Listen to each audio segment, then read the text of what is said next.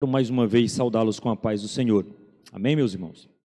Eu quero ministrar nesta noite uma palavra baseado no tema estar consumado. O texto que eu li é alusivo a um dos últimos momentos de Jesus em vida, ali na cruz, quando ele rende o seu espírito. O evangelista João, ele retrata isso com muita firmeza, com muita sabedoria. Ele registra cada detalhe, tendo em vista que ele era um dos discípulos que estavam ali aos pés da cruz. Então, quando ele diz no texto que ele é testemunha fiel, é porque ele presenciou de muito perto todos os momentos de dores, de angústia de Jesus Cristo ali na cruz do Calvário. É impreterível que a gente entenda isso, porque ali nós estamos diante de uma declaração extremamente poderosa. Quando Jesus rende o seu espírito, a sua palavra final, após beber daquele vinagre, quando aqueles soldados, ele diz, eu tenho sede, os soldados, em vez de trazer água para o nosso Senhor Jesus Cristo, lhe oferece apenas vinagre, com um tom de deboche, quem sabe, um tom de ironia naqueles momentos finais. Jesus não responde, ele apenas diz a expressão no original tetelestai, que quer dizer está consumado. Palavra simples, talvez para mim e para você, mas naquele fatídico dia de 3 de abril, uma sexta-feira como esta, hoje é 2 de abril, naquele dia, lá em 33 depois de Cristo, a história nos diz que o Senhor Jesus estava ali e rende seu espírito ali por volta das 15 horas da tarde, daquela sexta-feira da paixão. Só que o dia não começou deste modo. Para que você que talvez não esteja familiarizado com o dia judaico, ele é um pouco diferente do nosso. Nós dizemos que o dia inicia às 0 hora, ou seja, à meia-noite. À meia-noite de hoje, nós teremos a finalização do dia 2 e teremos o início do dia 3. Certo? Para o judeu não, o sábado para ele, ou o dia para ele, melhor dizendo, inicia às 18 horas. Então a sexta-feira para Jesus Cristo, ela não inicia na própria sexta-feira na 0 hora, ela inicia às 18 horas da tarde. E onde estava o Senhor Jesus Cristo às 18 horas do dia 3 de abril de 33 depois de Cristo? Ele estava no jardim do Getsêmani. Fazendo o que, irmão Adonias? Ele estava orando com os seus discípulos. E naquele dia sombrio, talvez o dia mais sombrio da história da humanidade, embora muitos não tenham ideia do significado daquele dia, em Roma tudo parecia extremamente normal. Tibério, que era o que cuidava ali, cuidava exigentemente dos negócios do império. Todo o mundo habitado naquela época estavam vivendo normalmente as suas vidas. Naquele dia, bebês nasceram, as pessoas comeram, beberam, casaram, quem sabe naquele dia, deram-se em casamento, assim como os dias de Noé. As pessoas naquele dia trocaram no mercado, navegaram em seus navios mercantes, eles viveram as suas vidas normalmente. Mas, hoje, uma noite como esta, de sexta-feira, aconteceu talvez uma das mais brutais mortes da humanidade. Naquele fatídico dia, marcou para sempre a história da humanidade. Revelou a importância daquele profeta Galileu, que até então todos achavam que era apenas um homem sábio, um homem dotado de conhecimento, dotado de habilidade de fala, que realizava alguns milagres. Mas naquele dia, quando ele se rende, quando ele morre, quando ele entrega o seu espírito, quando ele é executado, onde o Senhor Jesus Cristo, o Filho de Deus, é executado, isso tem um significado extraordinário. Eu quero convidar você para caminhar comigo nesta noite até o momento do estar consumado. Eu quero caminhar com você por vários detalhes que marcaram esse dia especial na vida de Jesus Cristo, que ele encerra esse dia morto. Ele encerra esse dia dando uma das declarações mais poderosas das nossas vidas. E eu quero caminhar isso em 6 passos apenas: o jardim, o sinédrio, o governador, a cruz, o túmulo e a resposta que eu e você precisamos dar a toda essa narrativa histórica. Então tudo isso, esse dia de sexta-feira 3, ele começa no jardim, né? O dia começou ali às 6 horas da tarde, no jardim do Getsêmani, onde Jesus orava, ele clamava, mas não era uma oração qualquer, era uma oração repleta de angústia, era uma oração repleta de dor, era uma oração de quem sabia o que lhe esperava, era uma oração de alguém que temia, que sentia como humano peso da responsabilidade do seu coração e do significado que seria enfrentar a ira de Deus ao pagar a nossa dívida. Jesus tinha consciência de tudo isso, não é à toa que ali, no jardim, ele soa sangue, ali ele tem uma angústia extraordinária e chega a rogar ao Pai: passa de mim esse cálice, no entanto não seja feita a minha vontade, mas a tua, Senhor. Ele se declara ao Pai e entende que era necessário. Ao terminar a sua oração, Jesus já escuta barulhos. Esses barulhos eram de homens com tochas e vozes abafadas, sinalizando a chegada de um grupo que vinha ali na surdina, mas com muito alvoroço também, na tentativa de pegar o rei dos judeus. Jesus acorda os seus amigos sonolentos, os seus discípulos que deveriam estar alerta para aquele momento que ele tanto avisou. Alguns tiravam um cochilo, não ficaram alerta, e de repente Jesus se depara com o seu amigo Judas, discípulo, caminhou com ele durante 2 anos e meio, quase 3 anos, mas isso não foi empecilho para trair. Talvez você e eu estejamos olhando e dizendo: Judas é um traidor, Judas esteve com Jesus, como ele pôde fazer isso? Mas o fato é que Judas se apresenta ali traindo o Senhor Jesus de uma forma vil. Ele não só trai Jesus, mas ele simula uma amizade, um carinho que não existia, beija Jesus. Um beijo que o trairia. Jesus, ao vê-lo, diz: a que vieste, amigo? Jesus era amigo de Judas. Judas não era amigo de Jesus. Mas Jesus poderia oferecer só aquilo que ele tinha, só aquilo que ele era. Uma amizade verdadeira e um respeito sincero, mesmo diante da iminência de traição. Olha o exemplo que Jesus nos dá. Olha o exemplo que Jesus nos ensina neste momento, através da sua história. O fato é, os soldados e servos cercam Jesus. Pedro, o mais afoito dos discípulos, já fica repleto de raiva e ira, saca de sua espada, defere um golpe contra um dos soldados. O soldado se esquiva, mas não o suficiente. Em poucos minutos ele já está colocando a mão na orelha. Era Malco. A orelha teria sido decepada. O sangue escorre, espirra em alguns, quem sabe. Quem sabe se houve um grito de dor ao perder a sua orelha. Mas ao mesmo tempo, essa dor é silenciada pelas mãos do mestre, que agora pega a orelha e coloca no lugar. Quem sabe o sangue fica para marcar que ali houve um golpe, ali houve uma ferida. Mas a cicatriz não, porque o mestre colocou a mão e restaurou. Louvado seja o nome do Senhor. A dor desaparece sob as mãos do nosso Senhor. Atordoado, ele olha para Jesus, mas Jesus já está sendo levado embora.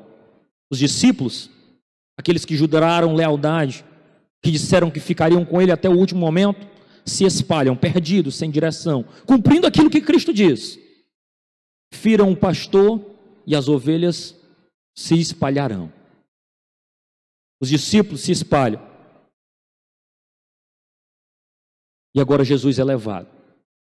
E aí nós entramos no segundo passo, o sinédrio. Para onde ele foi? Jesus é conduzido, clandestinamente, diga-se de passagem. Para onde? Para a casa do sumo sacerdote? Não. Para a casa do ex-sumo sacerdote. Jesus não foi direto para um interrogatório do sinédrio. Ele foi para a casa de Anás, o pai do atual sumo sacerdote na época. Ao chegar lá, ele é submetido a um interrogatório clandestino.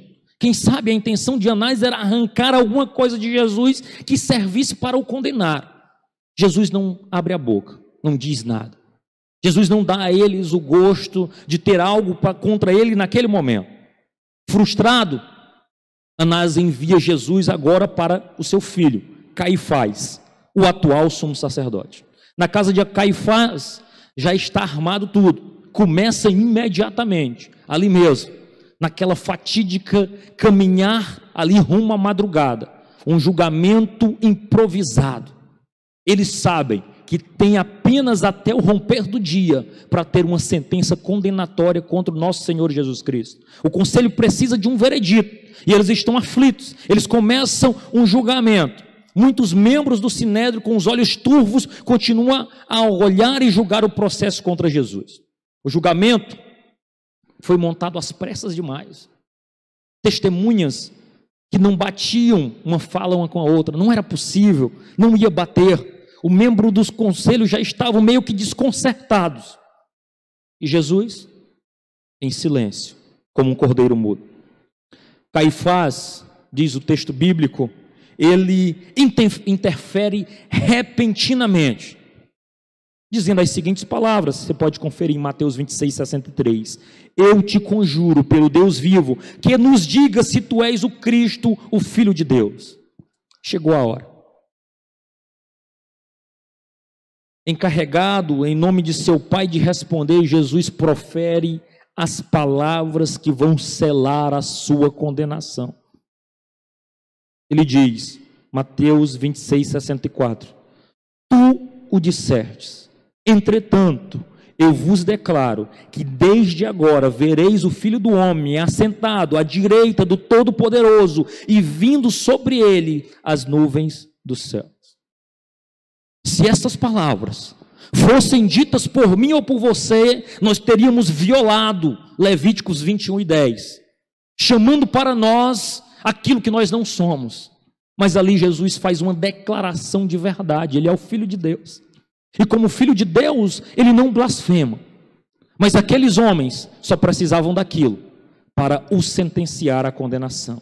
Caifás rasga suas vestes em um ato teatral para chamar a atenção de indignação, mas também de alívio. Vamos matar o profeta Galileu. Acaba-se aqui todo o seu ministério. A alegria era iminente e era observada nitidamente ali no coração de todo aquele sinédrio, daqueles homens.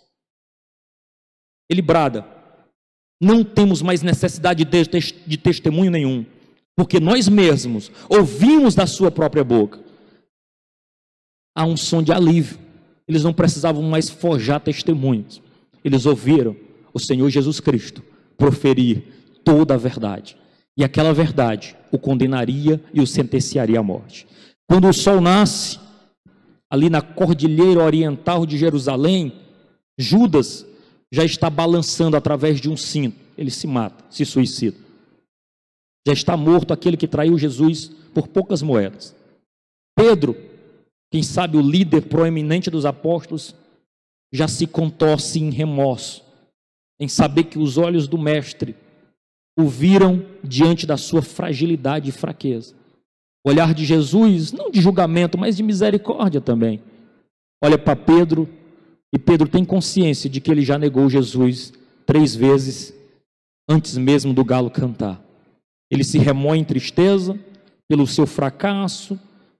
Mas o pior era Jesus, que a esta altura já estava manchado com sangue seco e saliva da zombaria dos guardas do templo.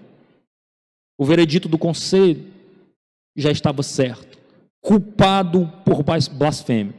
Sua sentença já declarada, a morte.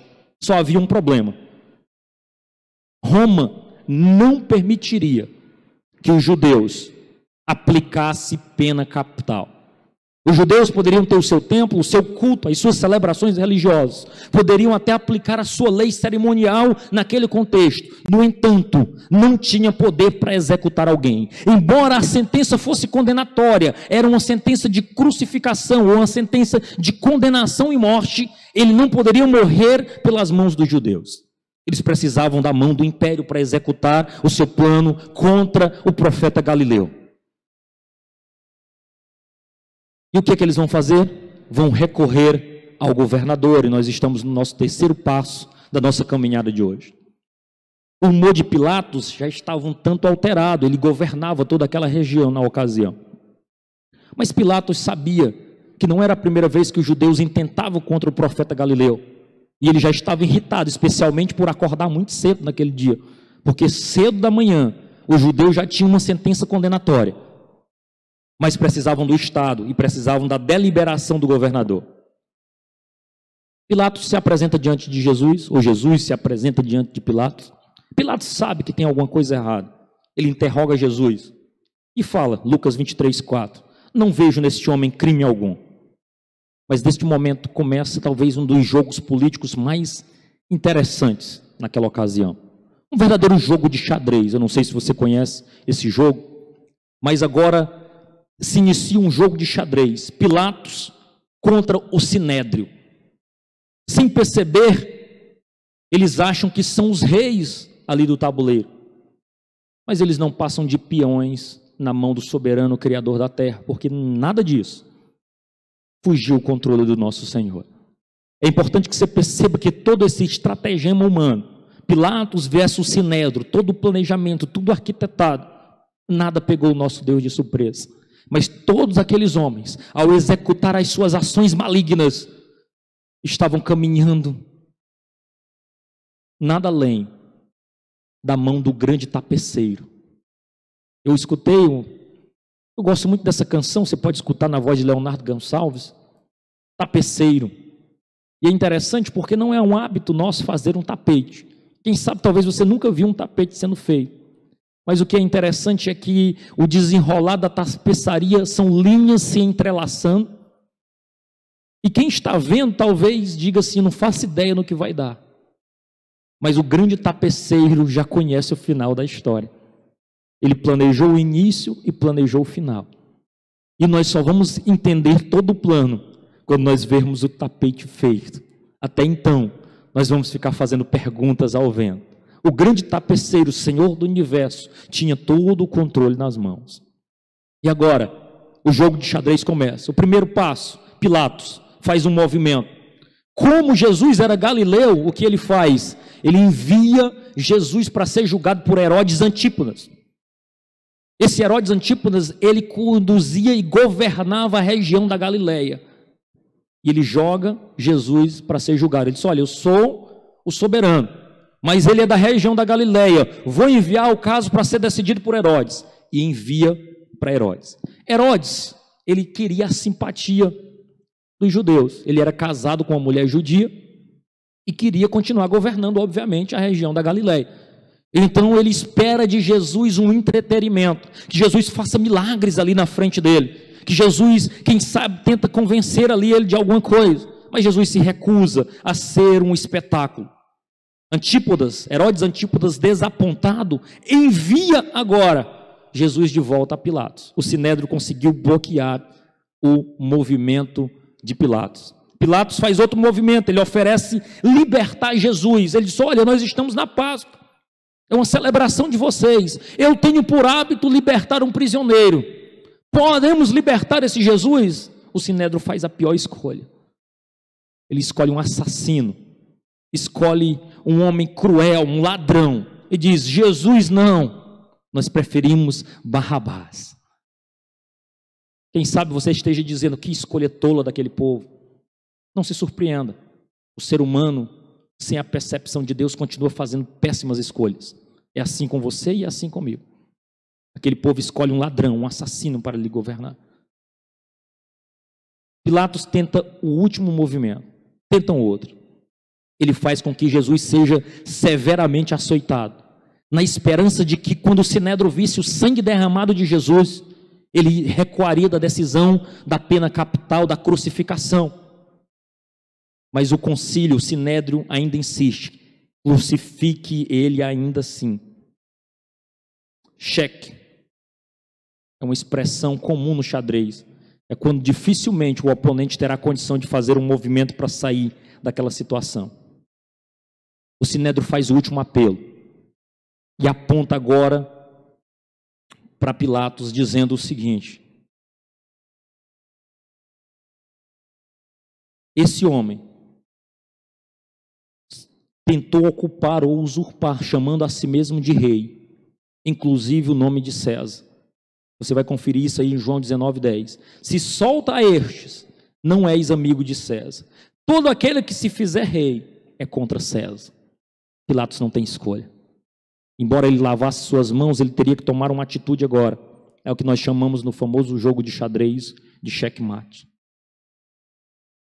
O Deus triuno, irmãos, tem o conselho, tem Pilatos e tem o próprio diabo onde ele quer. Nada disso pegou o nosso Deus de surpresa. Era exatamente as condições para que Jesus fosse crucificado, morto, se fizesse maldição por nós. Eles não teriam autoridade nenhuma sobre o Filho de Deus. Aqueles homens caídos, gentios, colaboraram apenas para a execução do Filho de Deus, para a morte do inocente, mas para também que este inocente atendesse os requisitos da ira de Deus e que nós pudéssemos alcançar misericórdia. Nós chegamos no quarto passo, a cruz. A manhã declina. Jesus já está brutalmente espancado, uma noite acordado, cansado, fadigado, foi cuspido, foi espancado, foi açoitado, ele está sangrando profundamente. Os soldados romanos eram conhecidos pela sua brutalidade. Não só isso, eles agora debocham de Jesus. Na sua cabeça já tinham uma coroa de espinho, eles já tinham simulado uma falsa adoração a Jesus, posto uma capa nele, um cedro em sua mão, uma cana que com essa mesma cana eles espancavam o Senhor Jesus. Jesus já está extremamente machucado. As marcas nas suas costas já gotejam sangue. Eu quero desenhar essa cena para você não perder a seriedade do que significa esse dia. O Gólgota, também chamado de local de caveira, o local onde seria a crucificação, não está muito longe. Quem sabe 50 metros, dizem os historiadores, dos portões da cidade. Só que Jesus já não tem mais força para carregar aquela barra transversal. Eu sei que é comum você ver por aí como se Jesus carregasse uma cruz inteira, mas não, ele levava uma barra transversal de madeira sobre os ombros, ainda não crucificado nela, apenas amarrado, pesando aí algo em torno de 20 quilos. Jesus não suporta. Ele vai descendo ali as ruas de Jerusalém. Muitos daquela multidão que há menos de uma semana estava gritando hosana nas maiores alturas, balançando os seus ramos, agora já não gritavam bem-vindo aquele que vem em nome do Senhor. Eles gritam uma outra frase: crucifica-o, crucifica-o, crucifica. Jesus marcha descalço, marcando o chão com o seu próprio sangue. A multidão enfurecida, muitos deles, se não fossem os soldados, estapeariam Jesus. Agora os soldados já não fazem mais o papel de espancadores, eles já guardam Jesus, porque senão a multidão faria um lixamento público ali mesmo. O fato é que, em meio à multidão, um homem de cidadania desconhecida, mas muito interessante, quem sabe a sua história, Simão de Cirene, é encontrado no meio. Que nome curioso, Simão. Quem sabe uma abreviação do nome Simeão, como um dos filhos de Jacó. De Cirene. Muito interessante a história. Aquele homem surge do nada, ele veio para as festas da Páscoa ali em Jerusalém e acaba auxiliando Jesus ali e ficou marcando seu nome na história como Simão Cirineu, não como um sobrenome Cirineu, mas como um indicativo de nacionalidade, de Cirene. E aquele homem faz o trajeto final da cruz. 25 minutos depois, Jesus está pendurado, já em pura agonia. Cravos nos seus pulsos, pregos bem cravados, de uma espessura horrível, os tendões extremamente machucados, os pés também pregados ali numa cruz dura. Ele já está pendurado pelos cravos, em plena agonia. Em cima da sua cabeça está escrito majestosamente, em grego, latim e aramaico: este é o rei dos judeus. O rei sangra, o rei é crucificado. O Sinédrio não gostou dessa frase. Não diga sim, Pilatos, diga que ele diz que é. Pilatos, não. O que eu escrevi, escrevi. Rei dos judeus. O rei estava ali. A declaração era pública. Era para quem quisesse olhar. O povo crucificou o seu rei. O rei está ali, ladeado por 2 ladrões. Ouvindo as frases de escárnio embaixo, Lucas 23, 35. Salvou os outros, a si mesmo se salve, se é de fato o Cristo de Deus, o escolhido. Muitos gritavam. Até um ladrão moribundo, que já estava alguns minutos crucificado, se junta ao escárnio. Eles não entendem que se o rei se salvar, sua única esperança de salvação está perdida. Eles não conseguem ter essa dimensão. Jesus não se ofende. Ele pede ao Pai que os perdoe. Pai, perdoa-os, eles não sabem o que fazem. O outro ladrão, mesmo diante daquele sangue, daquele crucificado ser ali, e eu amo o poeta Sérgio Lopes, na sua canção O Rei e o Ladrão, quando ele diz: que homem é este, que muitos lhe têm ódio, mas outros lhe têm amor. Nunca vi um olhar assim. O irmão Lucas canta com uma desenvoltura extraordinária essa canção. Quem sabe ele cante depois para vocês, numa ocasião. O fato é, os olhares se cruzam. Aquele homem olha e não consegue ver ali um malfeitor, mas ele vê o Messias e diz: olha, Senhor, eu não sei se tu tem um reino, mas se tu tiver, lembras de mim quando entrares no teu reino. Oh, que sábias palavras são ditas naquela ocasião, porque ele recebe um convite pessoal de Jesus. Não só um convite, mas uma afirmação: hoje mesmo tu estarás comigo no paraíso. Você tem endereço certo. A oração de Jesus está começando a ser respondida. Agora, no meio da tarde, acontece algo. O rei está ali. A natureza reconhece o seu rei. Ela não pode ficar calada diante do rei que está crucificado. O sol nega-se a sua luz. Há uma escuridão. As trevas tomam conta daquele lugar. É uma escuridão assustadora. Deixou todos temerosos. Mas para Jesus a escuridão era um horror que ele nunca conheceu. Isso mais do que pregos, espinhos e as foices. Foi o que fez suar sangue no jardim. Agora Jesus está experimentando os momentos de solidão. Porque ali ele carrega todo o pecado da humanidade. Ele, encharcado de pecado da humanidade, a ira de Deus se acende sobre ele. A ira do Pai está atingindo ele com força total. Naquela ocasião ele já não é um abençoado, ele se torna maldito por nós, como diz Paulo em Gálatas 3:13. Ele se fez pecado. Era um isolamento aterrorizante, ele está separado do Pai, de todos os seres humanos. É impossível não gritar: Eli, Eli, lama sabachthani. Deus meu, por que me desamparaste? É o brado do nosso Senhor, sentindo o desespero do abandono do Criador de tudo, o nosso Deus Pai. Ele suporta. Nenhum amor, humildade ou obediência maior já foi ou será demonstrada na humanidade, na terra ou em qualquer lugar. Ali Jesus sofre as consequências do amor, da humildade e da obediência. O fato é, meus irmãos, que já são 15 horas. Jesus sussurra roucamente, dizendo: tenho sede. Os soldados agora escarnecem mais uma vez. Pegam vinagre, umedecem, colocam na sua boca. Ele não reclama, ele declara: está consumado. Tetelestai. A pior e a melhor de todas as mortes humanas, pois nessa cruz ele carregou os nossos pecados. O justo se fez injusto para nos conduzir a Deus.